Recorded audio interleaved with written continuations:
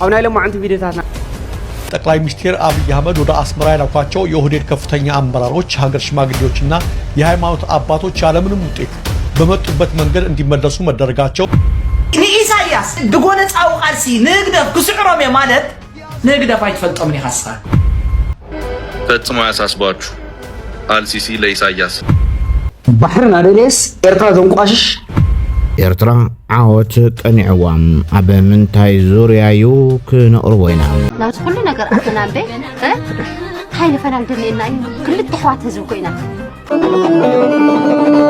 صمد كويتا صمد قدم انت اذا كنت كم حديث تقرم انت تباسنا نعرق صبغ تسرحنا خان مرق نتزس قرنا تريد سقم قلت كونكاس كم حدا قلصن سلام تازي ناي ويني كي مسلكاتكم ناي بركت بركت بركت بركت بركت بركت ولا سب سلام تاي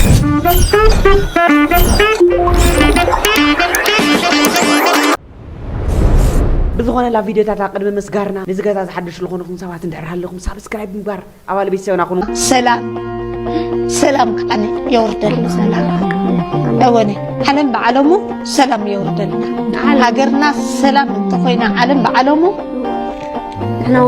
نحنا نقسم من اسي يقسم عديتا نقسم ابوتا تقسم زغابير املاك بعلمو محرته وردل زون اكل نصيب هذا استفلان من قد إيرترا طافيلن مشلا ودع كريم ونيرترا زي فلطو أنا بايزو نيرترا زي فلطو أنا بحر سمع اسكي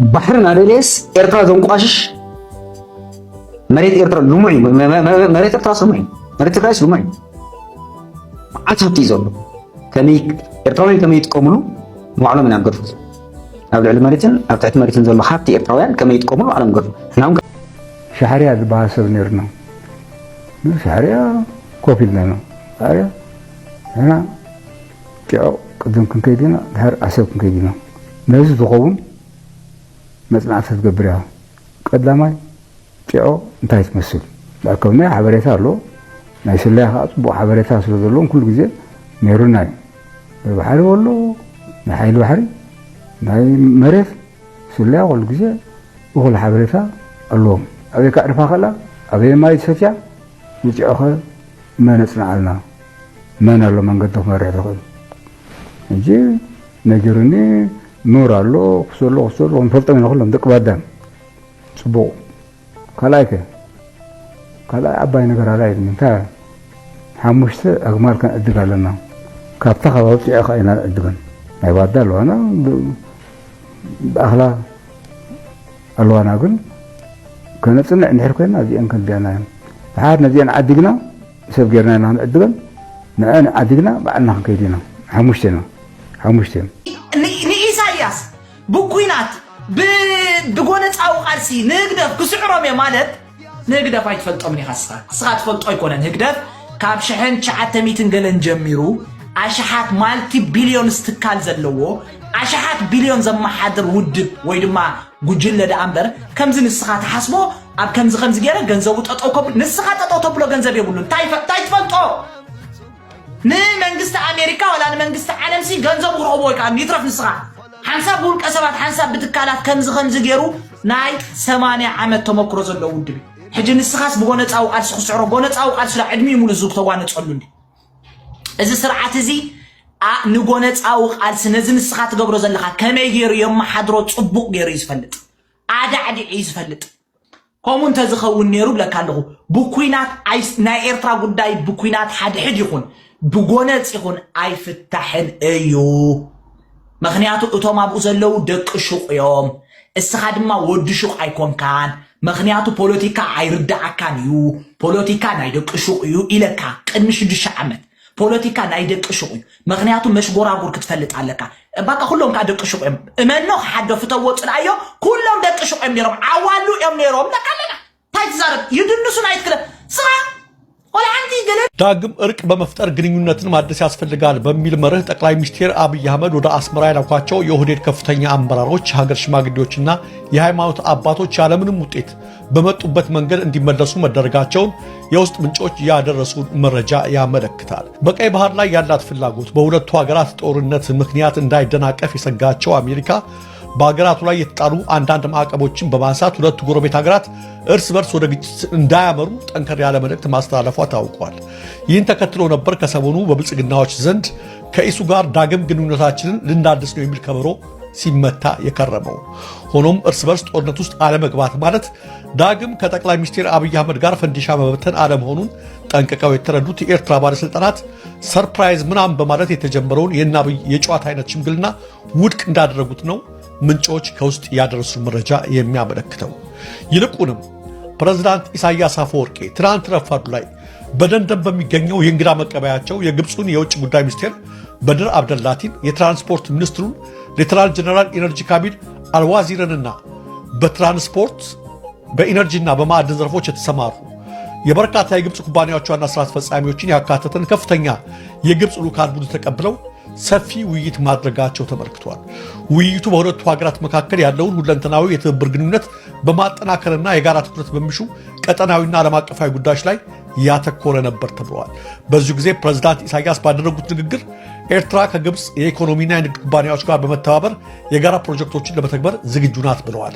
የግብፁ የውጭ ጉዳይ ሚኒስትር በድር አብድላቲ በበኩላቸው አሁን የተደረገው ጉብኝት በኤርትራና በግብፅ ህዝቦች መካከል ላለው የወንድማማችነት የወዳጅነትና የትብብር ግንኙነት ማረጋገጫና መገለጫ ነው ብለዋል። በዚሁ ጊዜ በኤርትራና በግብፅ ባለስልጣናት መካከል በርካታ ስምምነቶች ተፈርመዋል።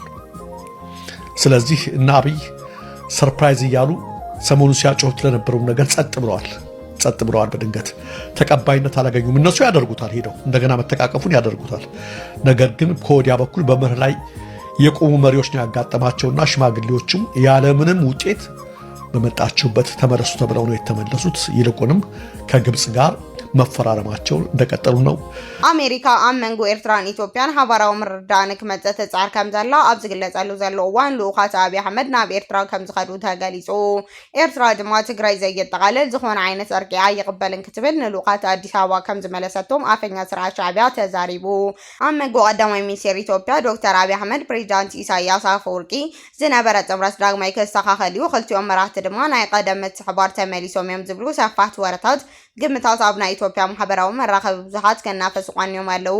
እንተኾነ ግን ምስ መንግስቲ ኤርትራ ፕሬዚዳንት ኢሳያስ ኣፈወርቂ ጥቡቕ ርክብ ዘለዎም ጋዜጠኛታት ኣወል ስዒድ ዘውፅኦ ወግዓዊ ሓበሬታ ነዚ ግምት እዚ ፍጻመ ውድቂ ገይርዎ ኣሎ።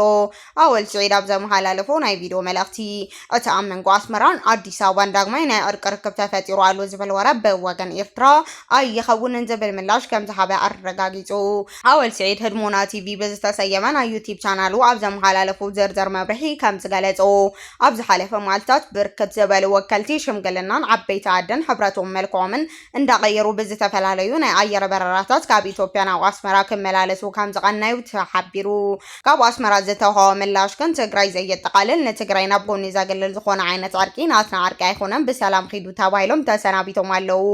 ኣወል ስዒድ ከም ዝበሎ ናይ ብልጽግና ካርታት ንህዝቢ ትግራይ ንምጭፍላቕን ንምብርካኽን ኤርትራውያን ኢትዮጵያውያን ታሪክ ዳግማይ ኣዋሂደን ተዓሪቐን እየን ዝብሉ ጽሑፋትን ዘረባታት ተለቁ ዝቀነዩ እኳ ተኾኑ ካብ ኤርትራ ዝተረኸበ ሓቀኛ መልሲ ግን ነቲ ናይ ሓሶት ፕሮፓጋንዳ ዘፍርስ ኮይኑሎ። ይኹን እምበር እዚ ብኣፈኛ ስርዓት ሻዕብያ ኣወል ስዒድ ዝቀረበ ሓበሬታ ከም መደናገር ክኸውን ከም ዝኽእል እንዳተገለጸ ይርከብ። على الإعلام المصري وسيادتك العلاقات المصرية الأريترية في أوج وقتها وفي زخم شديد بالتفاهم اللي بين سيادتك وبين الرئيس عبد الفتاح السيسي. أسس التعاون القادمة شكلها إيه؟ والله مجالات متعددة، وهذه علاقة استراتيجية تاريخية تحتاج إلى خلق آليات وأردية مناسبة لها، والزيارة الأخيرة هي استمرارية لنفس المسير عشان نصل إلى المحطة المطلوبة من الشراكة الإريترية المصرية. يعني ፈጽሞ ያሳስባችሁ አልሲሲ ለኢሳያስ ግብጽ በትላንትናው ዕለት በሚኒስትሮች ደረጃ የተዋቀረ ልዑካን ቡድን ወደ አስመራ በመላክ አስመራ ላይ አንድ የፊርማ ስነ ስርዓት እንዲከናወን አድርጋለች። ከዚህ የምክርና የፊርማ ስነ ስርዓትን ባሻገር የግብፁ ፕሬዝዳንት አብዱል ፈታህ አልሲሲ ለፕሬዝዳንት ኢሳያስ መልእክት እንደላኩም ከአስመራም ከካይሮም የወጡት መረጃዎች አመላክተዋል። ከመልእክቱ ይዘቶች መካከልም የሉዓላዊነትና የቀይ ባህር ጉዳይ አያሳስባችሁ እኛ ከጎናችሁ ነን የሚለው ይገኝበታል። ኤርትራ ኢትዮጵያ ሉዓላዊነትን የሚዳፈሩ የቃላት ጦርነቶችን እያካሄደችብኝ ነው በማለትም በተደጋጋሚ ክሶችን በማሰማት ላይ ትገኛለች። የሀገሪቱ የማስታወቂያ ሚኒስቴር መልእክቶች ይህንን የሚያመላክቱ ሆነው ይታያሉ። በትላንትናው ዕለት በግብጽ ሚኒስትሮች በኩል ለኢሳያስ ይድረስ የተባለው የአልሲሲ መልእክት ደግሞ ምንም ነገር አያሳስባችሁ ግብጽ ከጎናችሁ አለች የሚል ይዘት ያለው መሆኑን በግብጽም በኤርትራም በኩል የወጡት መረጃዎች አመላክተዋል። በዚህም አልሲሲ ኤርትራ ሉዓላዊነቷንና የግዛት አንድነቷን ለማስጠበቅ በምታደርጋቸው እንቅስቃሴዎች ግብጽ ከጎኗ እንደሆነች ላረጋግጥላችሁ እወዳለሁ ሲሉ መልእክቱ ይድረስልኝ ማለታቸውን የግብጽ የውጭ ጉዳይ ሚኒስቴር አመላክቷል።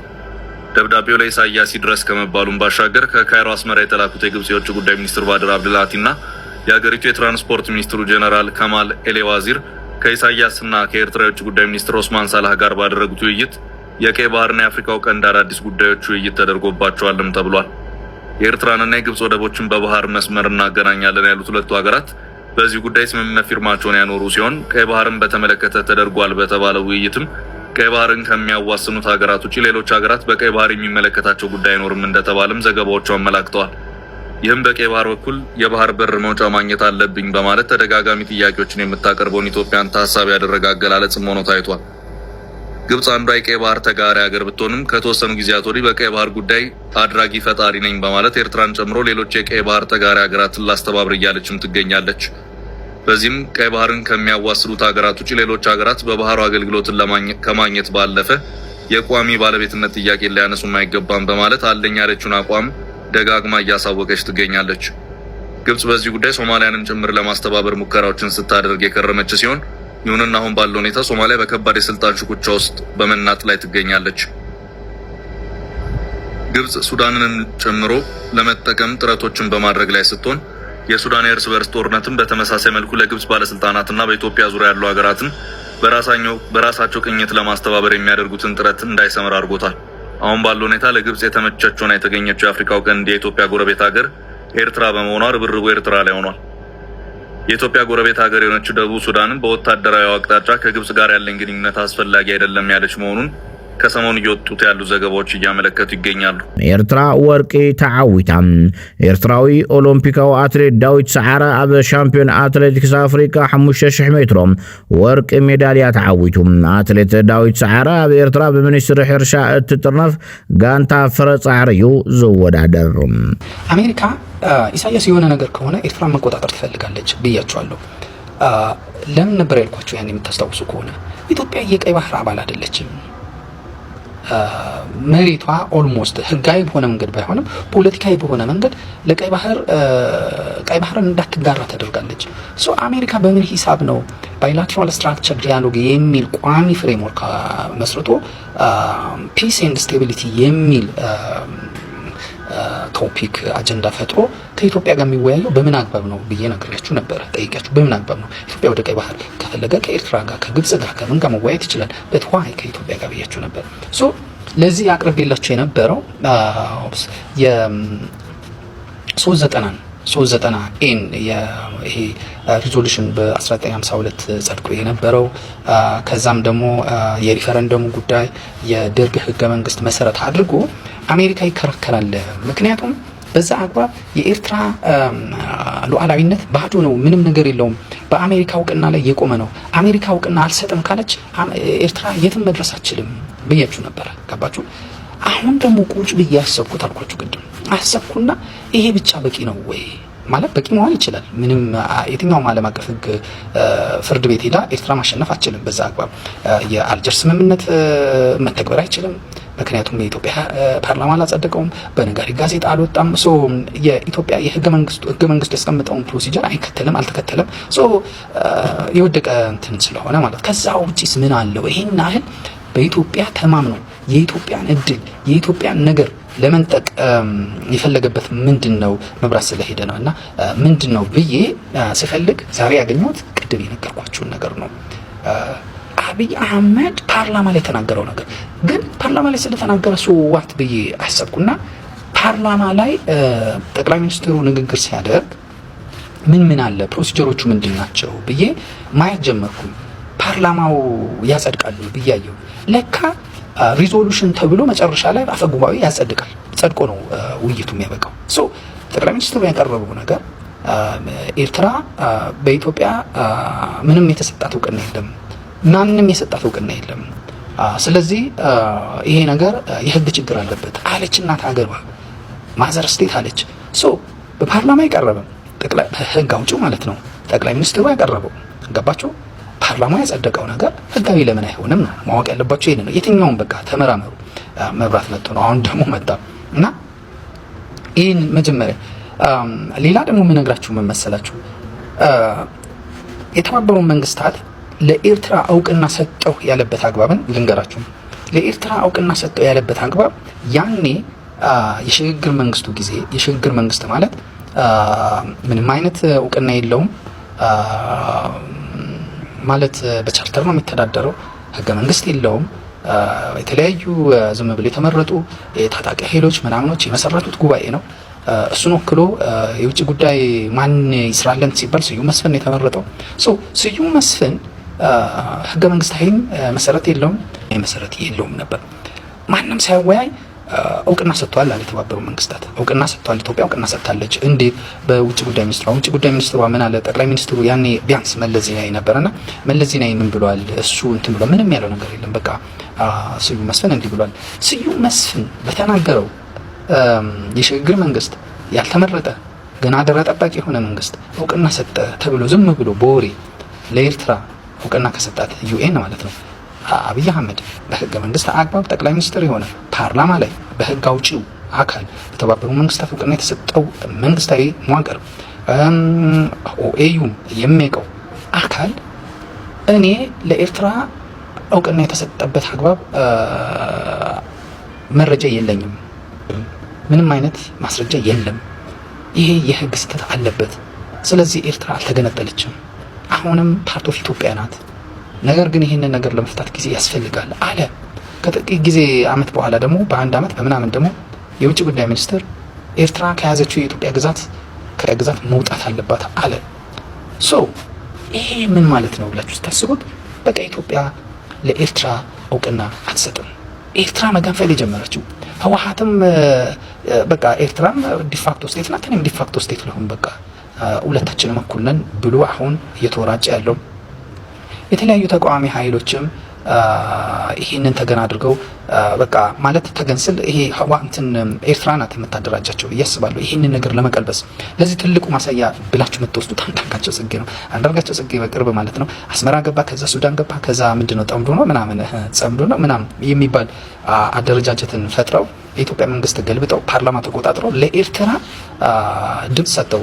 ማለት በቃ ግባቸው ምንድነው የአልጀርስ ስምምነት በፓርላማ ማጸደቅና በነጋሪት ጋዜጣ ማውጣት ኤርትራ ሙሉ ለሙሉ ሀገር እንድትሆን ማድረግ ነው ማለት ነው የነሱ። ሌላ በምንም ተአምር አንዳርጋቸው ጽጌ አሁን መጥቶ አዲስ አበባን ተቆጣጥሮ ምን ሊሆን አይችልም። ለኤርትራ ቃል ገብቶ ነበረ። ከአብይም ጋር አስታርቅሻለሁ እንግባባለን የሚል ተስፋ ነገር አውርቶ ነበረ እና አብይ በለጠው፣ በጭንቅላት በለጠው፣ አካሄድም በለጠው፣ ተቀደመ እና አሁን ከኤርትራ ጋር ያው አብይ ላይ ሴራ ለማሴር ሄደ። አንዱ ምልክት ይሄ ነው ልላችሁ ነው። እና እንደ ህዝብ መነሳት አለብን። እንደ ህዝብ አሁን መንግስት መስራት ያለበትን ነገር ሰርቷል። እንደ ህዝብ ግን ይሄ ኤርትራ የሚባል ሀገርን ከጭንቅላታችን ማውጣት፣ የድሮ ሙሉ ካርታን መጠቀም እና የተለያዩ አይነት ስራዎችን መስራት አለብን ብዬ አስባለሁ። አሁን የመጨረሻ ደረጃ ላይ ደርሰናል። ከተማም አውራጃም ራስ ገዝም ነበረች ብያለሁ እና ራሷን ችላ ማለት ነው። ራሷን ችላ ማለት ራስ ገዛው ማለት ኦቶኖመስ ማለት ነው። ኦቶኖመስ አሰብ ሪጂናል ኦቶኖመስ ወይም ራስ ገዝ ማለት ነው። እነዚህ ራስ ገዝ በኋላ ላይ 5 ራስ ገዝ በኢትዮጵያ ተቋቋመ። በተለይ በጠረፍ አካባቢ ያሉና ሌላ ስሜት ያላቸው ኤርትራ ራሱ ነፃ አውጪ አለ፣ በትግራይ ላይ እንደዚህ ያለ፣ በኦጋዴን አለ እንደዚህና የኤርትራ ራስ ገዝ ራሱን የቻለ፣ አሰብ ራስ ገዝ ራሱን የቻለ፣ ትግራይ ራስ ገዝ፣ ኦጋዴን ራስ ገዝ፣ ድሬዳዋ ራስ ገዝ፣ እነዚህ ራስ ገዞች ተቋቋሙ። በሌላ ክፍለ ሀገሮችም ያን ክፍለ ሀገር ነው የሚባለው ለአስተዳደር በሚቻል በሚመች ሰሜን ሸዋ፣ ደቡብ ሸዋ፣ ምዕራብ ሸዋ፣ ምስራቅ ሸዋ እንደዚህ ምዕራብ ጎጃም፣ ምስራቅ ጎጃም እንደዚህ እየታለ ተከፋፍለው በብዙ እነዚህ አምስቱ ግን ኦቶኖመስ ሆነው በራሳቸው እንዲተዳደሩ ነው የተደረጉት በራሳቸው ሰዎች ሶ በምክትልነትም የተወሰነ ጊዜ በአውራጃ አስተዳዳሪነት የነበረው ጓድ መሐመድ ሸሂም የአሰብ ራስ ገዝ ዋና አስተዳዳሪ ሆነ አሁን ይሄ ነው ሶስቱንም አሰብ ከማድረግ አፋር ራስ ገዝ ቢባል አግባብ ነበር ብዙ ስም ዝም ብሎ እንዲሁ አይወጣም ሶ የአፋር ራስ ገዝ ቢሆን ኖሮ ወይም ቢባል የያዘው የአፋርን ያሉበት የአፋርን ቦታዎች በሙሉ ነው ከዚህ በፊት እንግዲህ በቀዳማዊ ኃይለ ሥላሴም ጀምሮ አፋር በሐረር ነበር በሸዋ ነበር በኤርትራ በወሎ ተከፋፍሎ ነው የነበረው አውሳ ስትሄድ ነገዋን ስትሄድ ወደ ሐረር እነ ኢዲና መናማርሰን ጤኦ ስትወስድ ወደ ኤርትራ እነ በራህሌ ወደ ትግራይ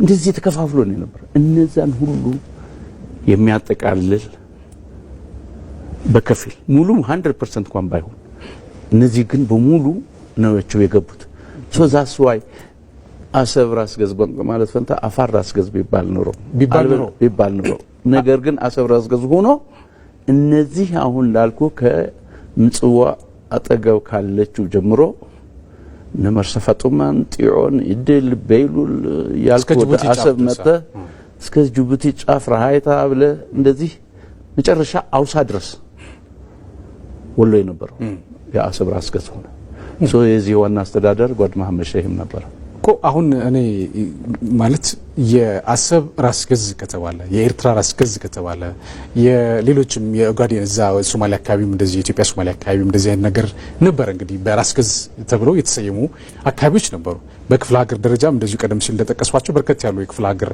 ተብሎ የተሰየሙ ነበሩ አሁን ብዙ ጊዜ ግራ የሚያጋባው ነገር አሰብ ራሷ ራስ ገዝ ሆና ስታበቃ በአንጻሩ ግን ወደ ኤርትራ የተጠቃለለችበት ሁናቴ እንዳለ ደግሞ አሁን ላይ ፕራክቲካሊ ያየንበት ሂደት አለ እንዴት ነው ሻቢያ የአሰብን ከተማ ወደ ራሱ ሊወስድ የቻለበት ምክንያት በምን ምክንያት ነው እንዴት ነው ታሪኩ ምን ይላል የሚለው ነገር እስኪናንሳው እንዴት መሰለ ያኔ ዛሁነን አይደለም የምናቀው እንዳጠቃላይ ስትወስደው ግን አንድ ነገር ልነግር የምፈልገው አሰብ የፍቅር ከተማም ህዝቡ ተስማምቶ ተማቻቶ ተግባብቶ የሚኖርበት ነበር ለምንድነው ቢባል አፋሩ አቃፊ በመሆኑ ነው ቅድምም ያልኩ የአፋር ተብሎ ቢሆን የምልህ አሉ የሚባሉት የአፋር ሰዎች አንዱ ጥያቄ በኢህአዴግም ላይ ያቀረቡት አትገናጣጥሉን ነው ከኢትዮጵያ ጋር አድርጉን ነው እነዚህ ጥያቄዎች ነው የነበሩት የሚፈልግ ዋጋ እንደዚህ ሲባል የነበረው ምክንያቱም እነሱ ጅቡቲ እንኳን መሄዷ የጅቡቲ አፋሮችም ወደዛ መሄዳቸው ይቆጫቸዋል እንኳንና በኋላ የመጣው የኤርትራ ጉዳይ እንዳለ የአፋር ትሪያንግሉን በሙሉ በኢትዮጵያ ሁኔታቸው ያምናሉ ኢትዮጵያ ውስጥ እንዲሆን ነው የሚፈልጉት የሚገርምህ እኔ አሰብ በደረስኩበት ጊዜ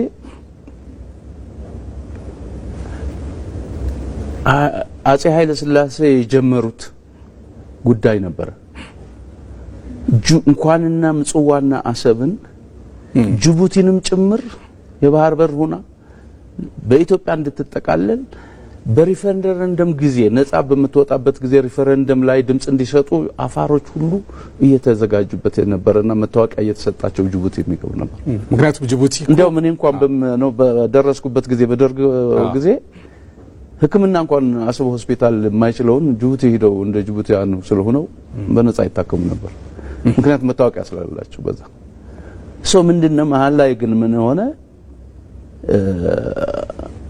የኃይለ ሥላሴ መንግስት ማበቃ ሶማሌም መተንኮስ ጀመረች ወደ ጦርነት እየተገባ ነው ያለው ሶ ሶማሌም ክሌም እንዳታደርጋት ምክንያቱም ያ 5 ኮኮባ ጅቡቲንም የሚጨምር ስለሆነ ሶማሌ ኢሚዲየትሊ ደርግ ሌላ አማራጭ ስላልነበር እውቅና ነው የሰጠው ነፃ እንድትወጣ ሀዲት ብን ወደ ኋላ አሁንም ብናስበው ግን ሪፈረንደም ቢካሄድ ነው ምናልባት ወደ ነበረችበት ኢትዮጵያ ምትገባችን ነበር የሚለው እንትን ይባላል እኮ እንደውም በተመሳሳይ ሰዓት በተለያየ አቅጣጫ ጦርነት አትክፈት ይባላል ምክንያቱም ኮንሲኩዌንስ ነው የሚበዛው በጣም ዋጋ ያስከፍላል ይባላልና እንደው ይሄን ካልን አሁን ሻቢያ እንዴት ወደ አሰብ መጣ ሚለው ነገር በጣም ረጅም ነው እውነት ለመናገር ብዙ ነገሮች ማንሳት ይቻላል እንደው ግን ዋና ነጥቡ ራስገዝ ከነበረች ኤርትራ ለምንድን ነው ታዲያ ራስገዝ የሆነችዋን አሰብ የኔ ናት ብሎ ወሰደው የሚለው ነገር እስኪ እኔ